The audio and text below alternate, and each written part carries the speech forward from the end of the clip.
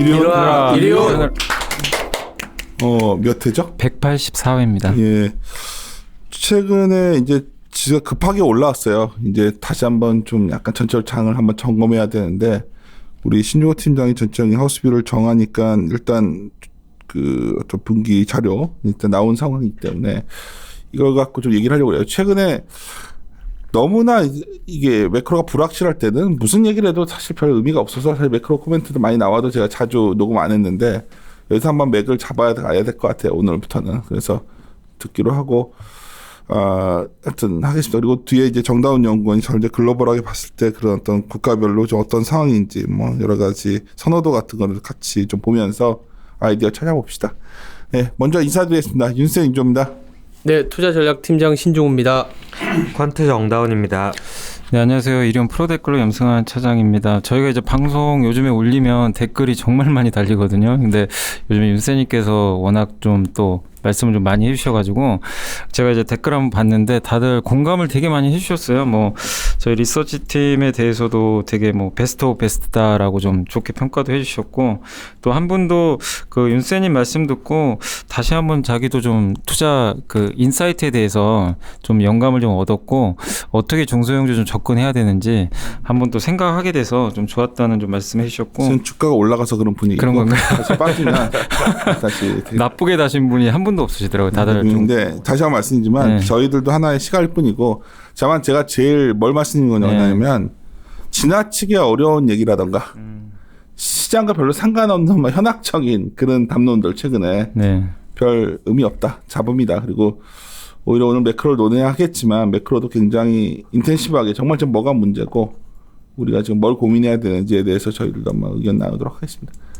빨리 시작하시죠. 네. 왜냐면 다들 좀 피곤해 하는데 신종호 팀장이 힘들어하는 것 같은데. 네, 아니요, 괜찮습니다. 근데 이제 뭐 말씀하신 것처럼 이제 시작하지. 네, 뭐 사실 종목 이게 시장이 빠져 있을 때는 저도 동의하는 게 좀 괜찮은 가격에 온 괜찮은 기업을 사러 다니는 게 굉장히 좋은 방법이고, 시장이 또 뭐 인사말에도 적어놨지만 뭐 피해가는 것 같지만 항상 전망은 진짜 쉽지 않고 빈번하게 틀리고 이번에도 예상과 다른 경로가 너무 많다라는 점은 또 말씀드리려고 하고 있습니다. 또 대부분 생각하는 게 이게 너무 빠르게 올라와서 또 조정을 보이는 거 아니냐라는 생각을 할 수밖에 없는 거고, 저희도 일정 부분 동의하지만 또 한편으로는 어떻게 보면 10페이지에 여러 가지 변동성은 높아졌지만 실상 우리가 목도하고 있는 거는 망한 기업은 없지 않느냐. 그러게.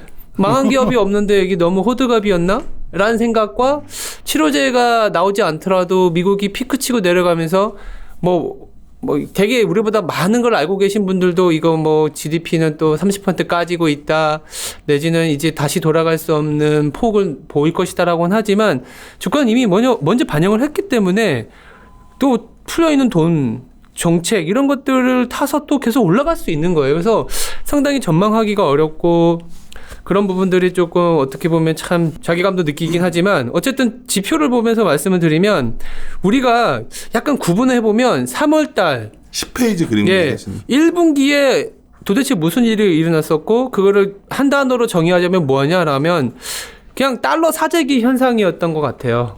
진짜 공포스러웠죠. 그러니까 금도 팔았던 시장이었기 때문에, 왜냐하면 변동성이 높아지고 일부 기업들이 좀 도산하고 이럴 때 경기가 조금 침체됐을 때는 금도 사실은 같이 올라가잖아요. 안전자산이라는 가치였기 때문에. 근데 변동성이 높아질 때도 3월 달에 그 폭락장에서는 오히려 달러만 좋았고 금도 빠지는 상황이었습니다. 그래서 이거를 굳이 해석하면 유동성 리스크였고 달러 사재기였고 어찌될지 모르는 불안감이 굉장히 극도로 갔었는데, 좀 다시 재현될 가능성도 있지만 최근에 이제 연준이라든지 정책적인 어떤 반응이 나오면서 유동성 리스크나 극단적인 달러 사재기는 좀 지나갔다라고 보는 거죠. 그러니까 지금부터는 약간 유동성 리스크는 진정됐지만 경기가 이제 침체로 가는, 내지는 경기가 떨어지는 부분들이 얼만큼 확인을 시켜줄 것이냐. 실적 시즌도 이제 4월 중순부터 시작이 되고 1분기 실적은 1, 2월 달이 괜찮기 때문에 또 2분기에 대한 그림들이 안 좋게 나올 수 있잖아요. 거기에 대한 가이던스,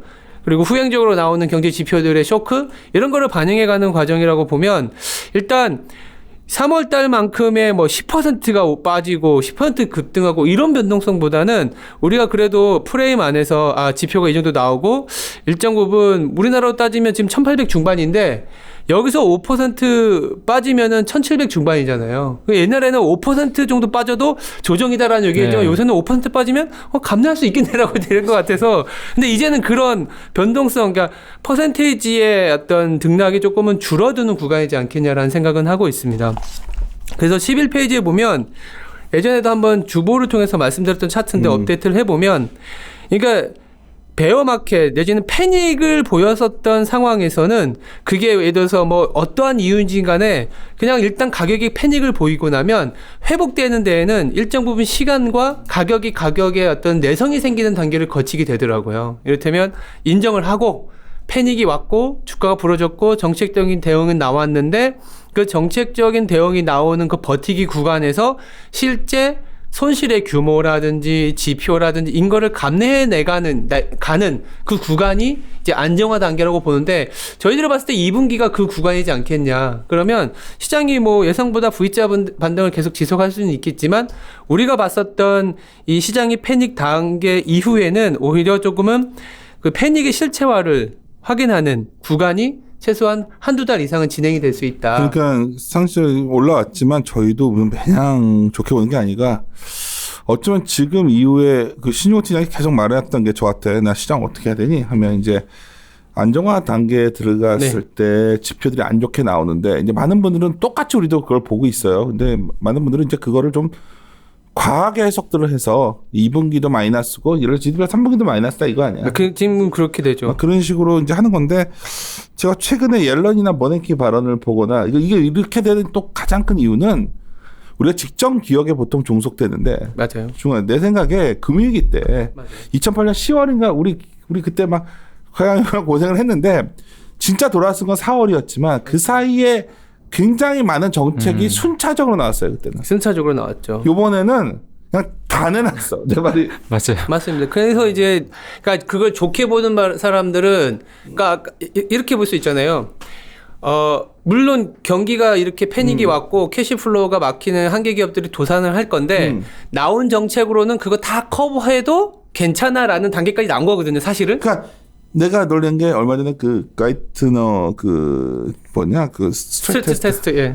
번역은 개판이지 말고 보다 보면 그 당시에 거의 그때 이제 왜 이렇게 빨리 정책들이 나왔냐 생각을 해보면 그때 학습 효과들이 있었던 거야 이 사람들이. 그러니까 미리 선제적으로 계속 내놨는데 우리는 이제 그걸 보면서 야 그렇게 되면 이게 안 되면 대공황 가는 거예요. 그러니까 맞아요. 저희도 맨날 신정체가 얼마나 상황에 대해서 이게 잘못되면 회사의 자산도 달려 있고 다 그런데 어떻게 본다면 여기서 답하고 싶으면 딱 하나예요. 지금의 리스크는 유동성 오프에 대한 리퀴디티 오프에 대한 고민이었는데 그건 리퀴디티 온으로 바뀌었고 리퀴디티 온으로 갔는데 굳이 지금도 리퀴디티 오프 유동성이 뭐 문제가 돼서 터진다는 시나리오로 계속 고집하는 거는 적절치 않다. 네. 다만 이것 때문에 펀더멘털이 악화되는 분들이 나올 텐데 내 마음에 이제 이 생각이 들어. GDP가 분기에 마이너스 30% 나온다는 얘기까지 이미 들었어 우리는. 이미 맞아요. 30% 나와도 크게 안 놀래요 이제. 주가는 반영을 했으니까. 그치. 근데 이제 저는 어떤 얘기를 드냐면 그거를 신뢰할 수 있을 만한 데이터가 나와주면 시장은 진바닥을 보이지 않게 이런 거죠. 이를테면 힘들겠지. 실적이 발표가 됐어요. 아니면 지표가 나왔을 때 깨지는 거 나오겠죠. 아니면 오히려 안 깨져서 100이 깨질 줄 알았더니 70, 60이 깨졌다. 그러면 서프라이즈하게 가는 거고 100이 깨지고 아니면 110, 120이 나오면 일단 금융권의 실적이 나왔을 때 자본이 있다라는 거 알고 있었는데 역시 자본이 역할을 해줬고 그러니까 실적이 좋아지는 게 아니라 이제 다음 주부터 내지는 좀 길면은 5월, 6월까지 가야 되는 지지부진한 어쩌면 바닥 잡기 그러니까 다시 전조점을 깨는 상황을 얘기를 드리는 게 아니라요. 진짜 소위 말하는 더블 바텀이겠죠. 그래서 그런 부분들은 뭐 금융위기 때도 어떤 시기였냐면 그냥 시티나 이런 금융권의 실적이 발표되면서 이거 감내할 수 있는 수준이었네 아니면 데이터가 나왔네 하면서 올라갔어요. 그러니까 지금도 가만히 예상해 보면 뭐 금융권 손실이 확정되는 1분기, 2분기 때 그러면 5, 6월에 가서 그때 이제 진바닥을 가고 가거나 아니면 보잉 같은 것들이 실적 발표하면서 이제 뭐 실적 쇼크 나오면서 확인이 될 때 저는 오히려 좀 바닥을 잡고 가기지 않겠냐라는 생각을 하고 있고요. 그래서 그렇다고 해서 12페이지에 왜 넣냐면은 금융위기 때나 뭐 이따 대공황도 얘기하겠지만 정책이 빠르게 나왔기 때문에 2분기가 버티기 국면으로는 갈 수 있다고 보고 있어요. 우리가 우스갯소리로 저희 이제 이콘하고도 얘기하는 게 V자, 뭐 U자, 나이키 이렇게 얘기하는데 저희는 G형으로 그러니까 A, B, C, D, F, G 있지 않습니까? G자로 갈 수 있지 않겠냐. G는 뭐예요? 그러니까 이렇게 빠졌다가 옆으로 이렇게 가는. 나도 그렇게 생각해. 왜냐하면 정책이 나온 거 이거 그리고 아주 단순하게 생각하면 미국의 지금 재정 지출이 GDP의 10%가 나온 거잖아요. GDP의 10%를 그냥 계산해 보면 한 달 반짜리는 그냥 아무것도 안 해도 GDP의 10%는 보완해 주는 거니까 물론 그거를 뭐 무식하게 대입할 수 있는 건 아니지만 그냥 한 달 반 동안은 버틸 수 있는 거라고 볼 수 있는 거고 뭐 중소기업들도 매출 없이 버틸 수 있는 구간이 3개월 이상은 된다고 하니까 3개월까지는 가능한다고 하니까 일단 우리가 바라보는 4, 5, 6월은 안 좋아도 시장이 예전 저점을 깨고 가는 그림은 아닐 것이다라는 얘기를 드리고 싶은 거예요. 그래서 G자형에 만든 그리고 오히려 코로나가 더 확산되지 않고 나면 어차피 주가는 30% 40% 부러진 상태는 올해의 실적을 다 상반기가 없다라고 반영을 해서 부러진 거기 때문에 이후에 나오는 거는 오히려 QOQ 그로스 보면서 올라가지 않겠냐라는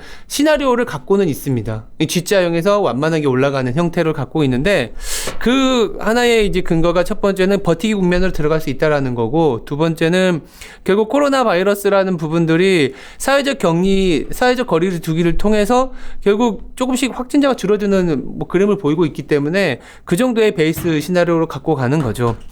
근데 문제는 13페이지에 있는 것처럼 갑론을박이 굉장히 많아요.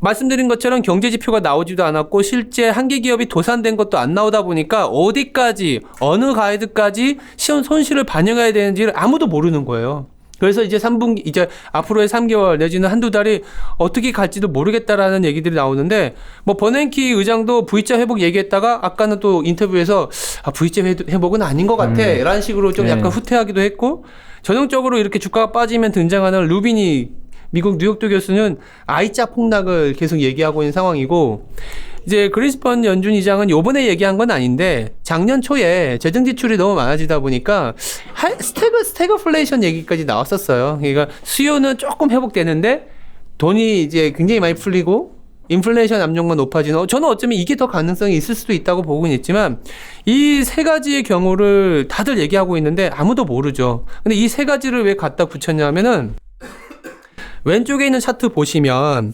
올해 S&P 기준으로 30%가 부러진 상황이에요. 근데 보통 굉장히 크래시 상황이 왔을 때 30% 정도면 베어마켓이 이제 반영을 다 해서 좀 뭐 이후의 패스는 뭐 바닥을 그려가는 게 뭐 6개월이 걸릴 수도 있고 뭐 3개월이 걸릴 수도 있고 87년처럼 2개월이 걸릴 수도 있는데 근데 이때보다 하락폭이 더 컸었던 경우가 73년 스태그플레이션 아니면 금융위기 아니면 대공황이었거든요. 그래서 이 상황이 발생하게 되면 지금보다 주가가 S&P나 한국 코스피도 전주점을 더 깰 수 있는 상황이라고 볼 수 있는 거죠.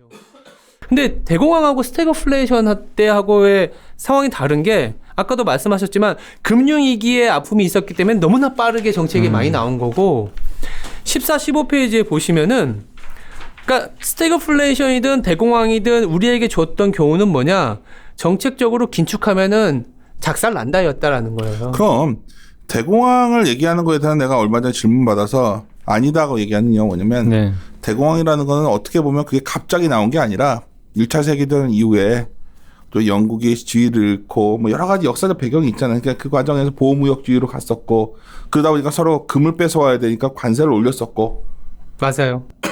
그 과정에서 온 거예요. 그러니까 지금 그 교훈 때문에 많은 석학들이 연구를 해서 그렇게 안 가려면 서로 그 보호무역주의가 되면 문제겠지. 근데 그것 말대로 관세가 그때 일단 중요한 건 관세가 그 당시와 같은 관세가 될 수가 없어. 그때는 40% 이상이었고요. 50%까지 올라갔고 그래서 이제 뭐 여러 가지 뭐 은행 파산이니 근본이제 있지만 결론은 뭐냐면 민간의 수요가 후퇴하는데 대공황이 더 이렇게 3년 4년 이상 길어지고 그러니까 주가 측면에서만 보면 2029년에 부러지고 나서 32년 초까지 계속 내려갔는데 이게 계속 내려갈 수밖에 없었던 이유가 민간의 수요가 후퇴하는데 정책적인 수요에 받침이 없었다라는 거죠. 뭐냐면 그러니까 은행 책임에 대한 방관으로 뱅크런이 계속 수시로 발생을 했었고 그 당시 후보 정부는 재정적자 우려에서 지출을 감축했어요.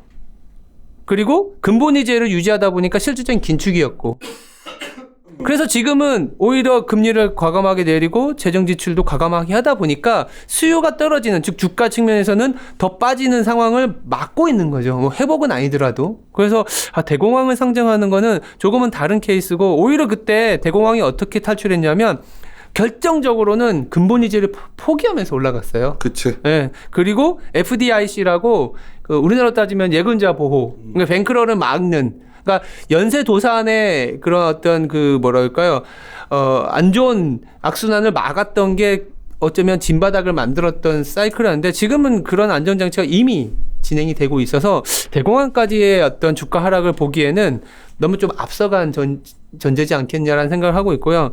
스태그플레이션도 결론적으로 말씀드리면 민간의 수요가 둔화되는 거를 재정 지출이라든지 기준금리가 해주지 못했어요. 그때는 1971년에 근본이제가 폐지된 건 다들 아시겠지만 어떤 일이 있었냐면 신경제정책이라는 게 있었어요. 임금과 물가를 통제하다 보니까 달러 가치가 하락했죠. 근데 물가는 상승했죠. 근데 기업들은 임금하고 물가를 규제하다 보니까 가격 정가를 못 시켰어요. 그러면서 마진이 축소되고 노동자 해고하고 그런 상황에서 재정 지출은 60년대 전쟁 때문에 계속 줄이는 사이클이었고 연준은 계속 금리를 올릴 수밖에 없었고 급기야 이제 오일 쇼크가 발생하다 보니까 물가는 더 앙등하고 그래서 디맨드는 축소되는데 유가는 높아지면서 스태그플레이션이었거든요.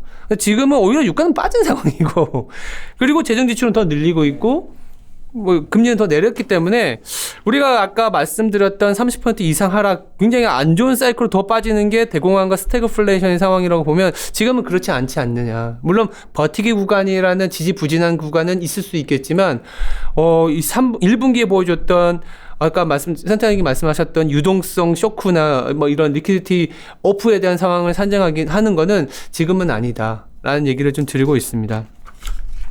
근데 이제 16페이지에는 그럼에도 불구하고 시장이 조금은 하락을 할 수 있고 2차 충격이라고는 했지만 2차 충격이 뭐냐면 그냥 실물 경제가 둔화되는 거를 방어하면서 이 이후에 도모할 수 있는 자산은 무엇인지에 대한 얘기를 하고자 했던 거예요. 그러니까 결국에는 올라간다라고 하면 수요 회복이고 인플레이션 기대치다 보니까 지금부터는 인플레이션 해지를 할 수 있는 약간 멀게 보면 동시에 약간 주가가 좀 다시 좀 눌리더라도 방어할 수 있는 자산이 뭐냐면 금이었다라고 볼 수 있고요. 또 하나 여기서 말씀드리고 싶은 거는 1차 패닉이 오고 2차로 좀 빠질 때는 오히려 그때는 주식이 진바닥을 만들어 가더라라는 얘기도 하고 싶어요. 그러니까 여기서 주가가 다시 좀 눌리게 되면 주식을 오히려 파기보다는 오히려 좀 진입을 해야 되는 기회로도 삼을 수 있다. 다만 대공황이나 스태그플레이션 금융위기처럼 낙폭이 클 거라고는 저희는 보고 있진 않다.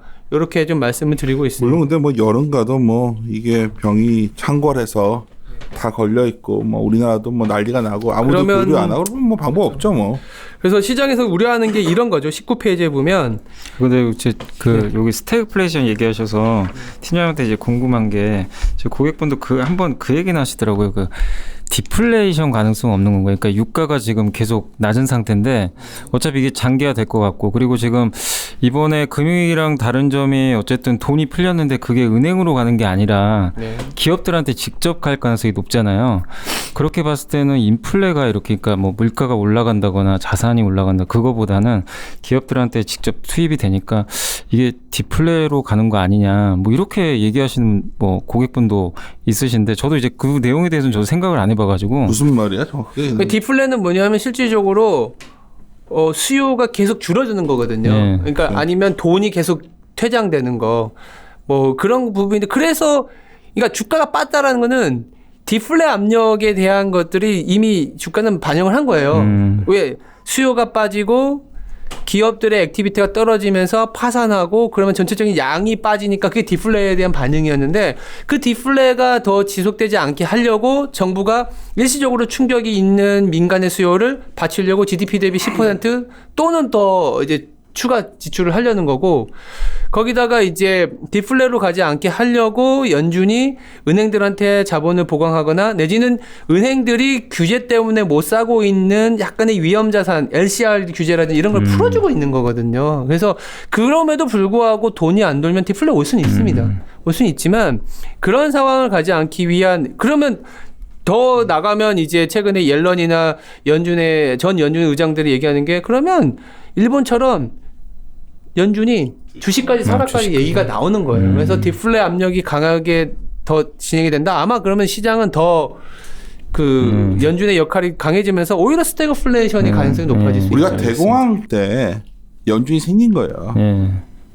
연준이라는 게 생겨서 당시에 기능이 있었고 패드가 어떤 결정을 할 때 아무도 안 가르쳐줬어요. 근데 어느 날부터 이제 버냉키는 시장과 소통도 강조하면서 여러 가지가 왔고 연준도 계속 변하고 있는 거고 이제 아까 뭐냐면 우리가 이런 식으로 이제 가장 제가 요즘 답답했던 게 뭐냐면 교과서에서 있었던 얘기를 그대로 현재 적용해서 얘기를 해요. 뭐 저축의 역설 같은 거 있잖아요. 케인즈에 사람들이 저축으로 퇴장이 돼가지고 사실 뭐 맞는 말인데 그럴싸하지만 되게 인용하는 어떤 굉장히 유명한 분을 하니까 어떤 그 하지만 사실 현실의 통화 정책은 그런 식으로 움직이고 있지도 않고 굉장히 복잡해져 있다는 거죠. 우리가 처음에 일본 은행이 소위 주식을 산다고 했을 때 미쳤다고 했었다고. 어떻게 중앙은행이 주식을 사요? 중앙은행이라는 거는 어떻게 본다면 크레딧이 생명인데 안정성도 있어야 되고. 근데 뭐 그런 반응까지 한다는 건 저는 그러니까 종국에는 뭐 이러다 보면 이제 우리 맨날 시종치냐 얘기하는 게 가끔 요즘 드는 생각이 어쩌면 기존의 경제 이론 틀이 다 이미 깨진 지 오래고 심지어 MMT까지 얘기되잖아요. 얼마나 그게 말도 안 되는 얘기인데. MMT까지 나오겠죠. 그렇죠. 그리고 또 얼마 전에 여기서 녹음했었지만 중앙은행의 디지털까지 우리가 저번에 녹음을 했었잖아요. 한번 들어보시라고. 그러니까 그런 것들이 왜 나올까 한번 생각해 보면 어떻게 본다면 정말 어떤 나중에 보면 이 시기가 굉장히 뭉퉁그려서 한 시기를 보여줄 텐데 굉장한 전환기였을 확률이 높다. 저는 보고 있어요. 근데 이때 주가가 또 완전히 망가졌다 갈 거냐 아니면 이런 생각도 할 수 있는 거예요. 그런 식이라고 하니까 믿을 거는 자산밖에 없어. 나머지 그렇죠. 자산이 되게 헷갈리거든. 인플레 이런 개념이 아니야. 그냥 자산 자체가 어쩌면 최근에 개인들이 난 동학개미 이런 거 모르겠고 자산을 갖고 있어야 된다는 생각이 되게 강해질 수 있다는 거. 그렇죠. 현금의 가치라는 게 되게 없어지고 있구나. 이게 뭐 제가 나중에 뭐 이런 거 이제 저는 기고문 같은 데 쓸 때 갖고 있는 건 쓰는 건데 저번에 어떤 책을 읽다가 상당히 이걸 두려워하는 미래학자들이 많은데 핵심은 이거예요. 지폐를 갖고 있겠어요. 이제 다 디지털화되는 화폐가 될 거고 그랬을 때 자산이라는 게 역할이 어떻게 될까요? 그 굉장히 무서운 말이 될 수도 있는 거예요. 지금부터. 그래서 저는 우리가 일반인이 할 수 있는 건 주식 정도 남아있다 지금 보고 있어요. 하여튼 뭐 그래서 금 같은 게 괜찮게 보는 거죠. 네. 금은 이제 그러니까 주식을 빠질지 어떻게 될지 모르지만 만약에 우리가 자산 배분이다 보니까 얘기를 드리는 게 주식도 갖고 있으면서 다시 올라갈 수 있는 그러니까 지금은 리스크라는 게 이것도 리스크라고 얘기하는 게 좀 웃기지만 올라가는 거에 대해서도 되게 두려워하고 있어요. 빠지면 살려고 했는데. 맞아요. 근데 지금 사놨는데 빠지면 어떡하지라는 생각도 갖고 있거든요. 그러니까 빠지면 또 사겠다라고 했는데 또 정작 빠졌을 때 못 살 수도 있고요. 맞아요. 그래서 주식은 저는 지금 갖고 있으면 오히려 2차 충격이 올 때는 그게 진짜 진바닥이었기 때문에 들고 가자. 그 대신에 이 자산 자체가 빠질 수도 있다는 리스크를 해지하려면 뭐가 있을까? 그동안에는 금도 해지가 안 됐었거든요. 근데 지금은 금이 제가 봤을 때는 아니면 저희들이 봤을 때는 금이 충분히 자산, 특히 주식 자산이라는 것을 좀 방어해 줄 수 있고 또 이후에도 결국에는 수요가 드리븐돼서 올라간다? 그러면 금도 실질 금리가 빠진 상황이기 때문에 충분히 더 올라갈 수 있는 그래서 만약에 5대5다 그러면 주식 50 사고 금도 50 사면서 주식이 어쩌면 약간 하방으로 이 리스크를 금으로 좀 해지하자라는 생각으로 말씀드리는 거죠. 그래서 그 금을 사라고 하는 게 주식을 팔라라는 얘기를 드리는 건 아닙니다.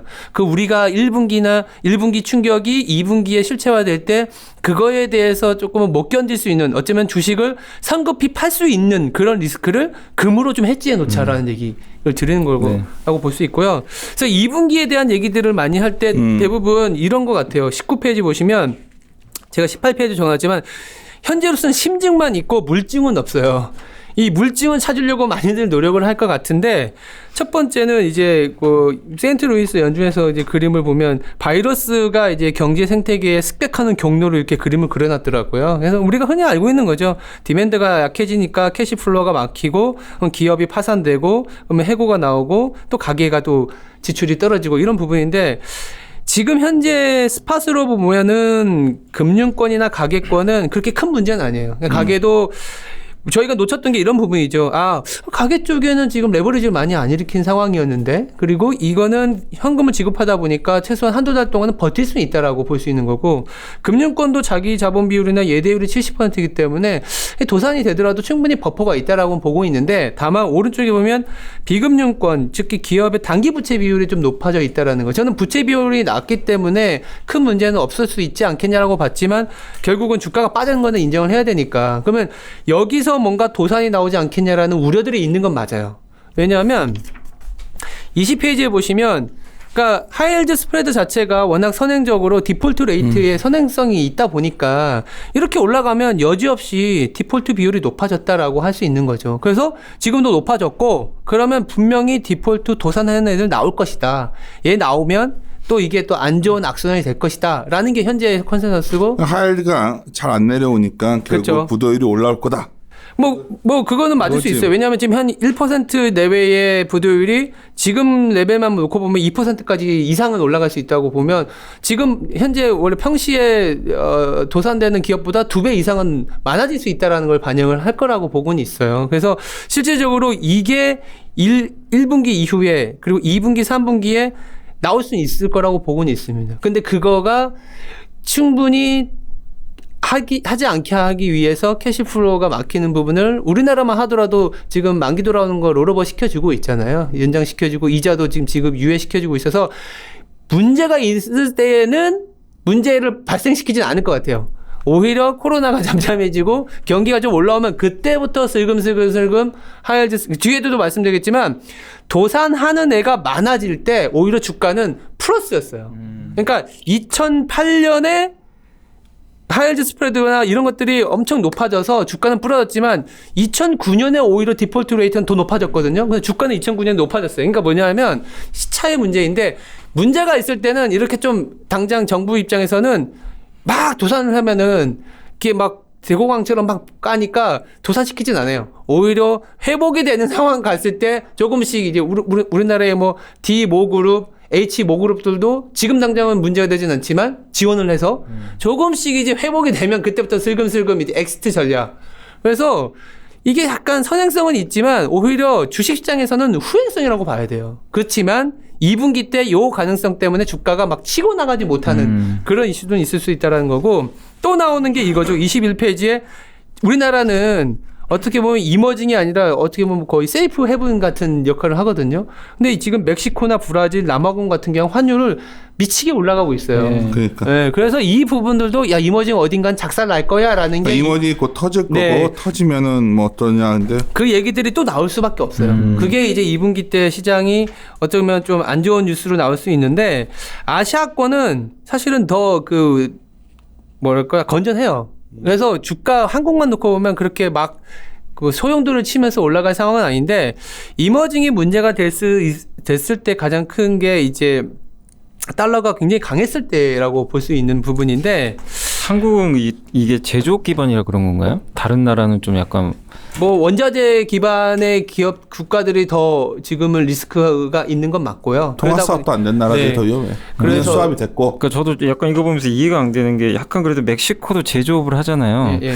근데 이게 원화는 그래도 정말 안정적인데 멕시코는 정말 뭐 일단은 너무 많이 그 빠지니까. 나라의 건정성 문제이죠. 경상 건전성. 수지를 재정 우리가 플러스인 건전성. 상황이고 여러 가지 안전 장치를 우리가 BS나 IS 그러니까 밸런시시나 뭐 손익분기서 보면 우리는 계속 건전해 그죠. 왔잖아요. 예. 그러니까 안정적인 거가 지금에 드러나는 그러니까. 우리가 괜찮은 거지. 네. 그래서 이런 부분들이 터질 수는 있는데 당장 터지진 않을 거라 보고는 있지만 그런 가능성을 지금 시장은 반영을 했고 이렇게 약간 달러가 강해지고 나서 한두 달 후에 약간 그 이머징 쪽의 채권 가격이 하락하는 리스크는 여전히 잠재되어 있기 때문에 제가 말씀드린 거는 터질 거다라는 얘기를 드리는 게 아니라 아까 하이힐드 스프레드 올라갔던 부분이나 이머징 쪽의 우려를 아마 4, 5월 달에는 반영을 하면서 시장이 굉장히 빠르게 치고 가진 못할 것 같다라는 얘기를 드리고 있습니다.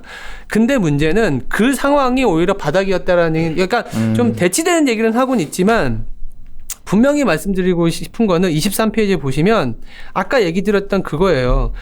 이 S&P가 연간 수익률을 보시면 1981년에 마이너스 10%였잖아요. 이게 왜 그러냐면 그 다음 해에 여지없이 도산하는 애들이 나왔어요. 그때 이제 아시겠지만 뭐 이머징 쪽에 안 좋은 것들 나오고 막 이랬었는데 주가는 먼저 부러지고 오히려 도산하는 애들이 나왔을 때는 주가는 더 올랐어요. 91년에도 90년에 이제 7% 빠졌는데 오히려 91년에 도산되는 애들이 많이 나왔을 때 23% 올랐고요. 95년에도 마찬가지고 물론 IT 버블 같은 사례도 있었지만 그리고 2009년에도 2008년에 40% 빠진 게 2009년에 이렇게 도산하는 애들이 엄청 많아지는 해였기 때문에 그러니까 2009년에 4월에 돌 때 그때 다 반신반의하고 아니라고 그랬는데 물론 지금과 좀 다른데 그때 2008년 10월부터인가 여러 가지 정책이 나왔었거든요. 근데 재밌는 건 그때 주가 미리 바닥 나오고서 올라갔다 좀 옆으로 가다가 그냥 그 다음에 더 날아가는 사람도 많고. 그러니까 저도 말씀드리고 싶은 게 그냥 그런 도산되는 애들이 나오기 시작하면 주가는 이미 그거의 우려로 빠진 것보다 더 높은 수준에서 더 치고 나갔다라는 얘기죠. 왜냐하면 장치가 나왔고 주가나 금융권은 이미 선반영했고 선반영한 것보다 더 좋은 연준의 금리 인하나 내지는 정부의 재정 지출이나 유동성 보강 정책이 나왔기 때문에 그게 나오는 순간은 오히려 뉴스 플로에서는 제가 여기 대공황 때 벤저민 로스라는 사람의 다이어리도 갖고 왔는데 1932년 8월 20일에 주가는 이미 올라와 있는데 뉴스는 기업이나 산업이 개선될 조짐이 전혀 보이지 않고 오히려 더 악화되고 있다 이런 뉴스가 나오기도 했지만 주가는 더 갔거든요. 그래서 저희도 지금 상황은 아까 제가 말씀드린 하이힐드 스프레드라든지 이머징 안 좋아진 것 때문에 주가는 이미 빠진 거고요. 뉴스 플로우 상에서는 이런 애들이 나올 거예요, 이제. 근데 그거를 확인하면서 주가는 아마 G자형으로 이렇게 올라가지 않겠냐라는 얘기를 드리고 있습니다. 그러니까 재미있는 게 그러면 그 상황에서 섹터 전략은 글로벌리도 그렇지만 한국하고도 좀 비슷하게 어떤 식으로 갖고 가면 좋겠냐라는 얘기를 결론부터 말씀드리면 첫 번째는 반도체나 IT가 제일 좋아 보인다. 라는 얘기를 일단 드리고 그런 제일 좋아 보이는 섹터하고 가장 안 좋은 섹터의 업종 대표주를 갖고 가면서 그 섹터는 숏칠 수 있으면 숏하자. 인버스, 그러니까 지수 인버스 말고 섹터 인버스가 있으면 좋겠다라는 뭐 어떤 거냐면 이런 거죠. 우리가 가장 안 좋은 섹터라고 하면은 항공주, 뭐 유통, 면세점, 여행 이런 거잖아요. 근데 얘네들이 망하면서 근데 업이 사라지지 않는 한 1등 내지는 업종 대표주는 살아남을 가능성이 높거든요. 그래서 섹터보다 덜 빠질 거예요. 그리고 올라갈 때도 얘네들이 MS 잡으면서 올라갈 수 있는 왜 여행사도 보니까 지금 인력 구조 조정하고 그런 좀 상황이 안 좋은 건 나왔는데 조금 돌다 보면 엄청난 영업 레버리지가 발생할 수 있는 상황까지 가는 거거든요. 그래서 비슷한 사례가 2002년에 월드콤이 파산했을 때 IT 버블 이후에 통신 섹터가 거의 뭐 아작이 났을 때 AT&T 들고 있으면서 통신 섹터를 숏하면 AT&T도 같이 빠졌어요. 빠졌지만 이후에 올라갈 때 아니면 이 산업이 조금 안정이 될 때 오히려 AT&T가 MS나 이런 게 더 많이 가져가는 그리고 리먼 브라더스가 파산될 때도 JP모건은 갖고 가면서 금융 섹터를 숏하면 결국 다시 금융 섹터가 돌아갈 때 그리고 2016년에 15년에도 유가가 파산됐을 때 엑스모빌 사면서 에너지 섹터를 숏했을 때 그럼 지금도 유통업체 뭐 미국으로 따지면 아마존 사면서 유통업체는 전체적으로 왜냐하면 신용등급도 간등돼서 망하는 애들이 나올 거거든요. 지금은 안 망하지만 회복되고 코로나 이후에는 자연도태되는 애들이 나오기 때문에 빠질 때도 아마존이 덜 빠지면서 섹터보다는 그 스프레드가 벌어질 거고 올라갈 때도 더 치고 나갈 수 있는 전략이 될 수 있다고 이게 재밌네요. 업종 대표주 롱하고 만약 섹터 ETF가 우리나라는 발전 안 돼 있는데 그렇죠. 만약 이론적으로 본다면 섹터는 쇼치고 하면 네. 그 산업은 안 좋아지는 걸로 밀리고 그렇죠. 대표주는 혼자 살아남아서 컨설리데이션 되고 뭐 그렇죠. 이런 고전략은 네, 상당히 재밌는 왜냐하면 죠. 시장 리스크를 해지해야 되니까. 약간 금하고도 비슷한 것 같아요. 주식은 들고 가자. 근데 이게 주식이 이렇게 올라가는데 금으로 조금 방어하고 가장 안 좋은 섹터를 사자라는 얘기를 드리는 건데 그 대신에 섹터는 팔자라고 얘기하는 거죠. 근데 이제 그럼에도 그거랑 가장 좋은 섹터는 뭘까? 우리가 흔히 얘기하는 당좌 비율 같은 경우 최근에 핫해지다 보니까 당좌 비율이 뭐냐면 현금 그리고 유가증권 수취채권을 유동 부채로 나눈 거예요. 이게 높을수록 당장 이제 아까 말씀드렸던 유동성 리스크가 없는 애들인데 가장 좋은 섹터가 우리나라도 그렇지만 미국도 반도체 커뮤니케이션 IT 소프트웨어 쪽이거든요. 그래서 IT 소프트웨어 쪽이 부채 비율도 또 낮아요. 그러다 보니까 잘 버틸 수 있는 또다시 뭔가 약간 크레딧이나 이런 것들이 뭉쳤을 때 얘네 섹터가 오히려 좀 덜 빠질 것 같고 근데 또 아이러니하게 얘네 섹터가 매출이 해외 매출도 많고 전반적인 수요의 탄력성이 높다 보니까 조금 위기 국면 이후에 회복될 때도 가장 빠르게 올라갈 수 있는 섹터지 않겠냐라는 생각은 하고 있습니다. 그래서 뭐 한국으로 따지면 뭐 삼성전자나 이런 우리가 흔히 얘기하는 반도체 섹터하고도 동일한데 결국은 그래서 반도체나 IT 소프트웨어 사고 가장 안 좋은 섹터 유통으로 따지면 우리나라 따지면 뭐 업종 대표주 사면서 다른 아주 안 좋은 섹터를 좀 파는 전략 병행한다 보면은 이 안정화 단계를 버티면서 그 이후의 회복까지 가져갈 수 있는 전략이지 않겠냐는 생각에서 좀 말씀을 드렸습니다. 네, 저는 여기까지 좀 얘기를 좀 드리면 될 것 같고요. 근데 상당히 내가 이제 들었을 때 이제 우리 전체적으로 이제 이거는 이제 우리 자산 배분 전략이고 신용이 더 직관적으로 직설적으로 물어본다면 시장에서 이제 불과 한 2주 전쯤에는 다시 저점이 깨진다 분위기가 많았잖아. 네, 맞아요. 1432 저점이었잖아요. 우리도 안에서 고생 많이 했잖아. 네. 1432. 우리는 아니라 봤는데 뭐 네. 그래서 맞췄다가 아니라 지금 분위기는 또 보니까 한 1700 오면 사겠다더라고. 그렇죠. 분위기가 그렇죠. 뭐 1700 초반이 오면 사겠다는데 제가 드리고 싶은 말씀은 아무 의미 없는 논쟁이라는 거지 그게. 그러니까 그럴 바에는 좀 내가 산 게 좀 물리더라도 좋은 거를 잘 골라서 짜가면 그게 낫지 않을까 정답은. 저도 그래서 대응적인 측면을 자꾸 얘기 드렸던 거예요.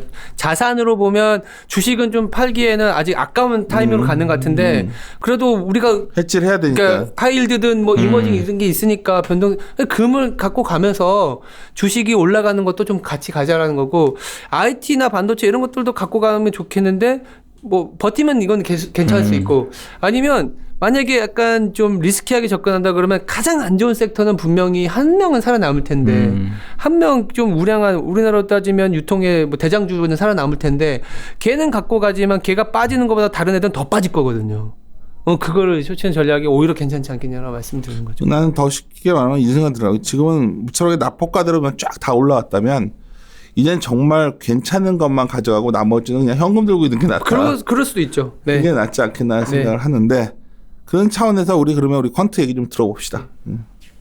자료 이제 4페이지 보시면 되는데 자산 배분 전략이에요. 이게 기존에 했던 거랑 좀 다른 방식으로 접근을 해봤는데 그러면 잠깐 쉬었다 갈까? 이거 완전히 내용 새로우니까. 네네. 그러시죠. 네.